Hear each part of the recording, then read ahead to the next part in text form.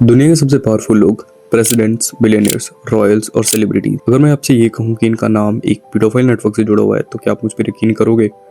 नहीं करते, पर अब करना ही पड़ेगा। अभी तक आपने सोशल मीडिया प्लेटफॉर्म्स जैसे ट्विटर, इंस्टाग्राम, फेसबुक और रेडिट पे जेफरी एप्स्टीन और एप्स्टीन फाइल्स के बारे में जरूर से सुन लिया होगा या फिर उसके रिलेटेड मीम्स भी देखे होंगे। बट ये काफी सीरियस मामला है। बैकग्राउंड: जेफरी एप्स्टीन एक एलीट फैमिली से नहीं आता था। उसका जन्म ब्रुकलिन, न्यूयॉर्क में हुआ था। वो एक मिडिल क्लास फैमिली को बिलोंग करता था। उसने यहाँ तक कि कॉलेज भी कंप्लीट नहीं किया था। फिर भी कुछ ही सालों में Wall Street, billionaires, presidents, royals. Question यही से स्टार्ट होता है, इतना पावर और पैसा आखिर उसके पास में आया कैसे? एप्स्टीन ने अपना करियर एक स्कूल टीचर के रूप में स्टार्ट किया था।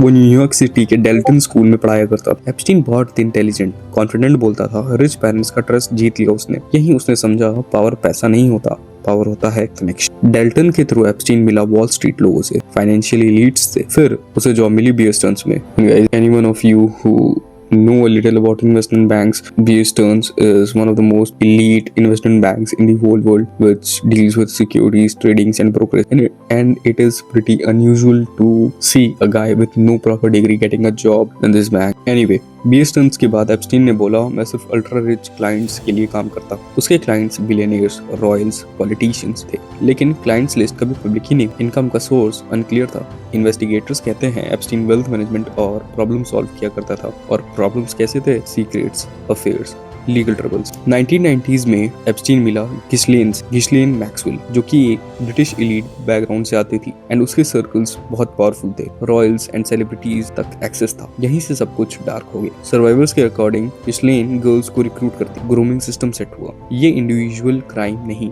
ऑर्गेनाइज्ड नेटवर्क बन गया। एप्स्टीन ने रियलाइज किया होटल्स में रिस्क है। Camera, staff, fitness, solution private island.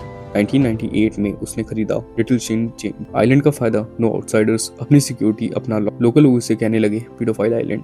Epstein का प्राइवेट जेट बना। New York, Florida, Paris, virgin island, girls US, Europe, Caribbean यहाँ से लाई जाती थी। यहीं से एप्स्टीन फाइल्स का डेटा बना। फ्लाइट्स, लॉग्स, फिटनेस स्टेट, ये सब एक दिन में नहीं हुआ। ये 20-25 साल में बना हुआ सिस्टम है। कुछ फेमस पर्सनालिटीज जो कि एप्स्टीन फाइल्स में आए हुए हैं, उनमें से कुछ हैं bill Clinton, Donald Trump, Prince Andrew, Elon Musk and Bill Gates. And इनमें से सबसे ज्यादा जो इविल केसेस लगे हैं वो है डोनाल्ड ट्रम्प के ऊपर, क्योंकि एप्स्टीन ने खुद यहाँ तक कहा हुआ है कि सबसे इविल बंदा जो एप्स्टीन को लगा अभी तक वो डोनाल्ड ट्रम्प है। बाकी उसके ऊपर कोई अभी लीगल केस नहीं चल रहा है। डोनाल्ड ट्रम्प के ऊपर कोई भी केस नहीं किया किसी भी विक्टिम ने।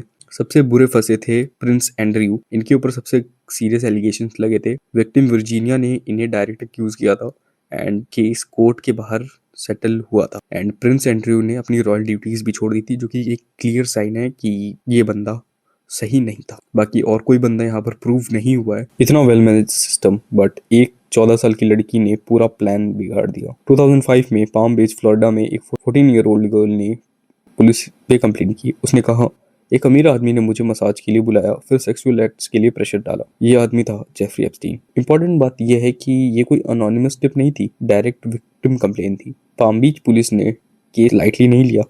डिटेक्टिव्स असाइन किए, विक्टिम्स की स्टेटमेंट रिकॉर्ड की और फिर हुआ शॉक। पुलिस ने और लड़कियों से बात की और पैटर्न सेम निकला।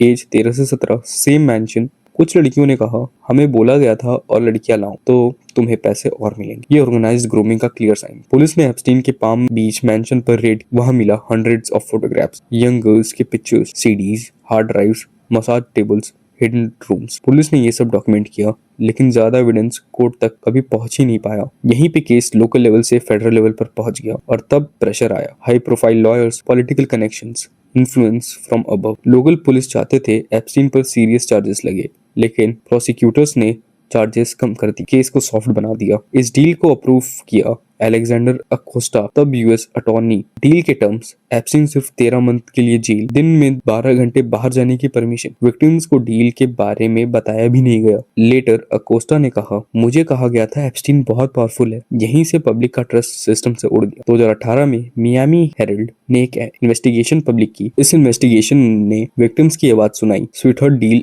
एक्सपोज, नेशनल आउटरीच क्रिएट की। यहीं से केस रीओपन हुआ। पब्लिक प्रेशर के बाद एप्स्टीन को न्यूयॉर्क में अरेस्ट किया गया। फेडरल सेक्स ट्रैफिकिंग चार्जेस लगे, पर ट्रायल कभी हुआ ही नहीं। 2019 में एप्स्टीन जेल में डेड मिला। ऑफिशियल वर्जन सुसाइड, लेकिन कैमरास ऑफ, गार्ड असली। इसे लोग कहते हैं पुलिस को सच पता चल गया था, पर सिस्टम ने सच को चलने नहीं दिया। एप्स्टीन पकड़ा गया क्योंकि एक लड़की ने हिम्मत दिखाई। एप्स्टीन बचा रहा क्योंकि वो पावरफुल लोगों को जानता था।